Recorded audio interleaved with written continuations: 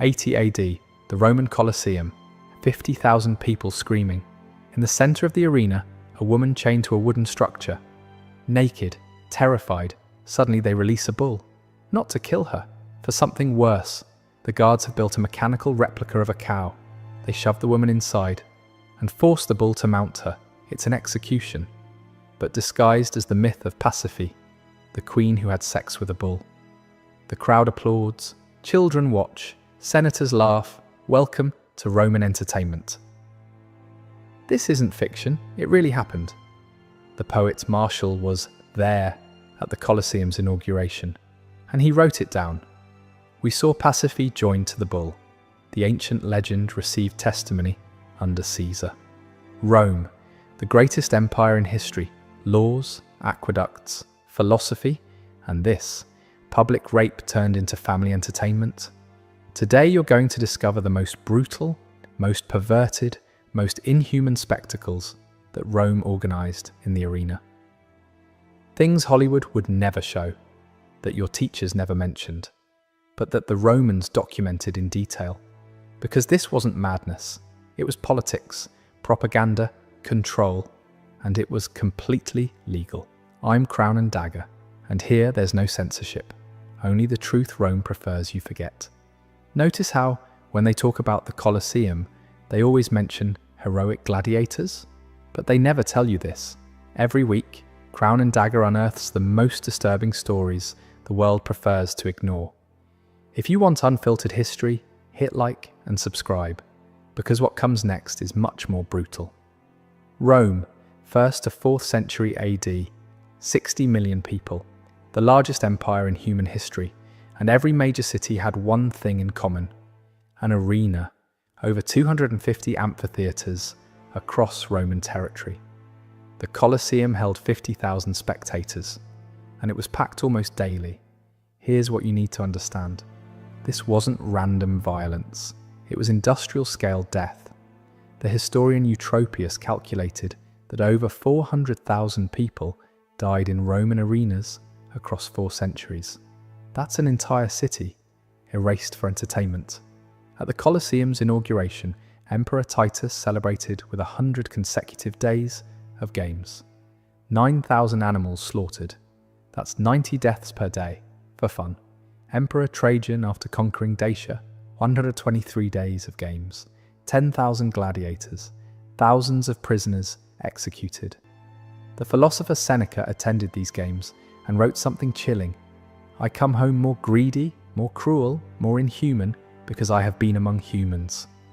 He watched the midday executions, criminals tied to stakes, lions released, the crowd betting on how long each victim would scream before dying. That was lunch entertainment. Why? Because the arena did something no other institution could. It taught obedience through pleasure. When you watch a man torn apart, you learn what happens to Rome's enemies. When you cheer as someone dies, you become complicit. And that complicity was the point. According to historian Cassius Dio, Rome spent more on arena entertainment than on roads, schools, or hospitals by the 2nd century AD. They had supply chains bringing lions from Africa, criminals from Gaul, Christians from Judea.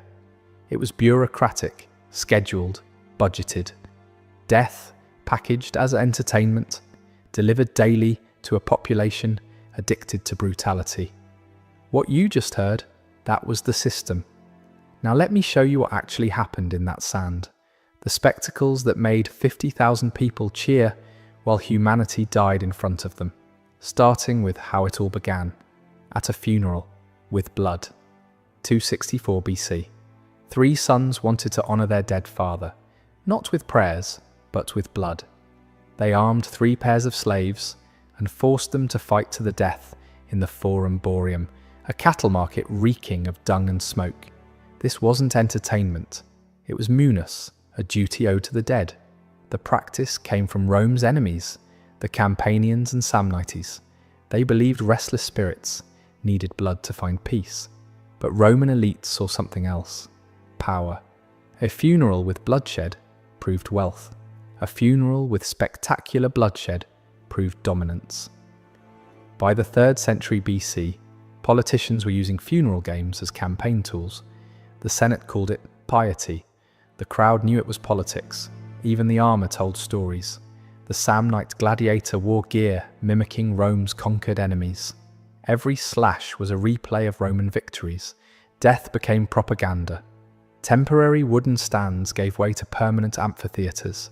Temples to violence, where death whispered the same message. Rome commands men, armies, even death itself. If funeral games were how it started, what came next turned the arena into Rome's cruelest spectacle. Because Rome discovered something. Exotic suffering sells better than ordinary death. Lions from North Africa, leopards from the Caucasus, crocodiles from the Nile, giraffes dragged across deserts. They weren't displayed as wonders. They were condemned as prey in a carnival of slaughter. Romans called these shows venaciones, hunts, but they weren't hunts. They were executions of nature itself. Julius Caesar set the tone in 46 BC, parading a giraffe, the first ever seen in Europe. They called it a camelopardalis because Rome had no word for it. It didn't matter. The animal was thrown into the sand to be torn apart. The message: if Rome could seize the strangest beasts alive, it could conquer anything. The slaughter exploded. At the Colosseum's inauguration, Emperor Titus oversaw the deaths of more than 9,000 animals in one festival. Archaeologists found bones etched with deliberate starvation marks. Lions and bears were weakened beforehand to ensure a quick, bloody kill. Behind the scenes, logistics were brutal. Caravans dragged cages through scorching deserts. Fleets floated them down the Nile. Handlers risked their lives delivering living trophies to a city that demanded fresh blood with every sunrise. Pliny the Elder warned that rare species were vanishing from their homelands. Lions, leopards, elephants pushed toward extinction. The Colosseum wasn't just a theatre of death, it was an ecological wrecking ball. Animal massacres drew crowds, but Rome wanted more. They wanted suspense, imbalance, fights where the outcome was rigged but the suffering was real. They wanted theatre disguised as combat. When you picture a gladiator, you imagine two evenly matched warriors. The reality was twisted. Rome thrived on imbalance, contests engineered for cruelty. Prisoners and criminals were shoved into the arena, dressed as clowns, handed wooden swords, and sent to die against seasoned killers. The crowd jeered as the doomed flailed and fell. Public execution disguised as sport. The weapons became characters.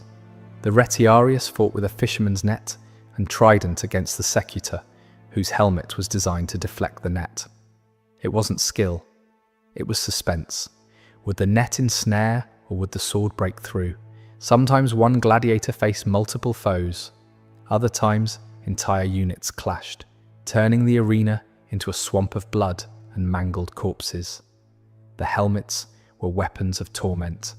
Some narrowed vision, forcing fighters to stumble half-blind while the audience roared with laughter. Others were so heavy that raising one's head became agony.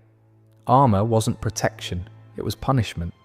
Gladiators dressed as barbarians, forced to mimic Rome's defeated enemies. Their inevitable loss reminded everyone. The empire always prevails.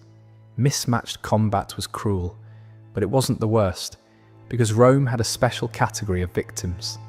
People who weren't meant to fight. They were meant to die screaming while the crowd laughed. By midday, combat gave way to theatre, with death at centre stage. Romans called it damnatio ad bestias, condemnation to the beasts, criminals, deserters, slaves, prisoners of war. They became unwilling actors in executions disguised as myth. Each punishment matched the crime. Thieves torn apart by wolves, arsonists burned alive, traitors thrown to lions. Every scene was a morality play, written in real blood. Lions were starved to a frenzy before release. Bears chained in pits were goaded into fury. The uncertainty, would the beast strike fast or toy with its prey, kept the stands howling for more. During Emperor Trajan's celebrations after conquering Dacia, thousands of captives were slaughtered over 123 days. It wasn't random, it was organised. paced like acts in a drama, every death crafted to keep the audience on edge. The historian Strabo recorded victims tied to stakes with wild boars released. The boars, trained to attack movement, would gore prisoners, while the crowd placed bets on how long each victim would scream. This wasn't justice. It was entertainment with a moral veneer. Pause for a second. 4 spectacles in. Thousands dead. Species extinct. Humans turned into props. And if you think this is the worst Rome did, you're wrong.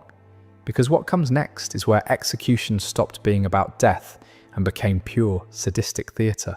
For the condemned, it wasn't enough to die. They had to perform their demise, acting out Rome's myths with their own bodies. Prisoners forced to play doomed heroes. Orpheus, the musician who tamed beasts. In myth, animals sat enchanted. In the arena, a bear was released mid-performance and mauled the singer to death. The poet Martial witnessed this. We saw Orpheus. If he delayed, the beasts would have obeyed, but he was torn apart. Another victim forced to play Daedalus, suspended on crude wings. He soared briefly before plunging to the beasts below. Martial quipped, "The man must have wished for real feathers." The most grotesque, Pasiphae and the bull. One show staged her union with a mechanical beast, followed by a mauling that blurred execution, humiliation, and pornography. Tertullian recorded that female prisoners were sometimes dressed as priestesses and violated in front of the crowd before being killed. The message? Rome owned its myths just as it owned its people. Heroes, villains, kings, queens. None were safe from being rewritten as props in a pageant of death. For spectators, sideshows. For the condemned, agonizing ends dressed in costumes. For Rome, propaganda made flesh. Everything so far happened on land, in a normal arena. But Rome wasn't satisfied. They asked, what if we flooded the arena? What if we brought the ocean to the desert and made men die at sea? Mock naval battles, naumachia, were spectacles on an insane scale where water itself became a weapon. Julius Caesar in 46 BC dug an enormous basin near the Tiber, filled it with water and ships. Thousands of captives shoved aboard, told to fight as rival fleets. They weren't actors. They were men condemned to die for applause. Arrows, catapults, steel. A slaughterhouse afloat. Augustus expanded it. In 2 BC, he created a basin almost 2,000 by 1,200 feet, fed by a custom aqueduct just to keep it full. 30 warships clashed, crammed with prisoners, fated never to leave alive. The message: Rome could command seas where none existed, even nature bent to imperial whim. By 52 AD, Claudius drained Lake Fucine for another naumachia. When captives greeted him with "Morituri te salutant," those who are about to die salute you, history gained one of its most haunting lines. Even the Colosseum had channels to flood